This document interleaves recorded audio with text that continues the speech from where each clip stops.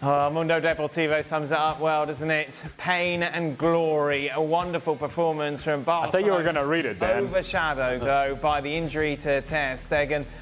We speculated yesterday, and he will be out for a long period of time because of a knee injury. And like Rodri, you compare the stats, and obviously there is a big difference between Ter Stegen's numbers and Iñaki Peña, who will come in. It's so funny, Ali, because we've been talking about Ter Stegen so much, haven't we? Leading up to this game, the errors that we saw in the Monaco clash. Yeah. But then he was brilliant in the first half, made some big saves, and obviously then this happens. Well, following that Monaco game and the Monaco mistake, in fact, we had a question in extra time in which people were questioning, hey, how come they haven't brought a goalkeeper that actually pushes Ter Stegen? Yeah. Is it time to move on from Ter Stegen? And I believe it was Xhaka who was in the show that day. He pretty much said, be careful what you wish for. I mean, we're talking about one of the best goalkeepers in the world. Yes. And so now we have this reality for Barcelona in which, yes, it is the Iñaki Peña show. And who knows what that's going to be like. We know that it's not going to be better than Marc-Andre Ter Stegen. And if you're Barcelona, you hope that Iñaki Peña comes in and makes the save that he's supposed to make and limits mistakes. Yeah. Beyond that, you can ask a whole lot more. A bit like Lunin last season. Obviously made a couple of big mistakes in the Championship, but overall was solid. And then, wonderful point, Dan. Oh, thank you so much. Yes. And more times than not, he came up with the saves that he needed to make and had his big moment in the penalty kick shootout in the Champions League. Beyond that, I don't think you can ask a whole lot more from Iñaki Peña. Make the saves that you're supposed to, and then hope that your team is strong enough offensively where you're going to score enough goals. Mario, defensively, how much does that change you as a defender, knowing that it isn't Ter Stegen, but an inexperienced goalkeeper behind you?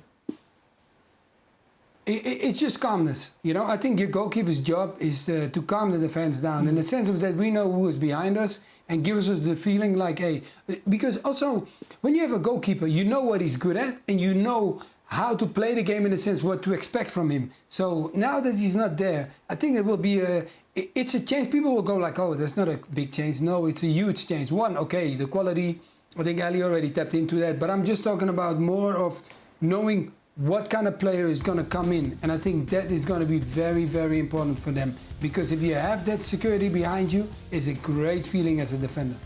Let's talk of Claudio Bravo. He's retired at the moment, maybe getting him out of retirement. Whoever it is, we know, Nedum, is going to be a shadow of what Ter Stegen has been over the last few years, of course, since he joined at Barcelona. Kind of the same point to you. How does it affect you as a defender?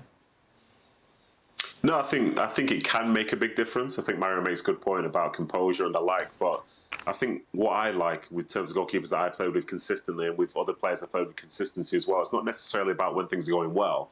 It's like, how do they react when things are going badly? Are you all on the same page? Are you all going to be trying to grab the game by the scruff of the neck? Are you going to be making similar decisions? Can you trust them in a big moment to make a big save? If they make a mistake, how do they respond? And unfortunately, because Peña hasn't had that experience with that Barcelona back line and the team overall, they won't know, because we know what football's like. It's imperfect. No matter how good you are, there will be spells where you will struggle. And what will the goalkeeper do at that point? Will he be able to take the sting out of the game like some of the best goalies I think all of us have played with do? Or will he be somebody who sort of plays like, you know, he's got ants in his pants, his hands are on fire, you know, you just don't know until the moment comes.